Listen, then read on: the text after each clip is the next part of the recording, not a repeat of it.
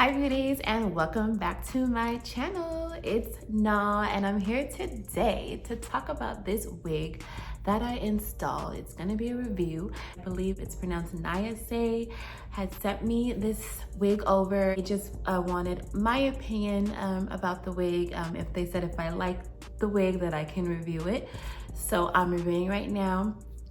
And this is my honest opinion, guys. I do actually like the wig. It's very nice. It's soft, minimal shedding, so it doesn't shed too much, and it doesn't get tangled too much. So not bad for synthetic hair, guys.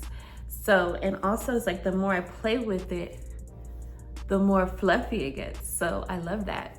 So yeah, guys, this wig, super easy install for me, and it's super easy to put on.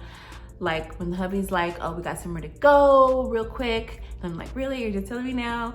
This could be like one of my go-to wigs. I just put it on and keep it moving, you know? So guys, if you like this video so far, please give it a big thumbs up, and don't forget to subscribe, and please continue to watch.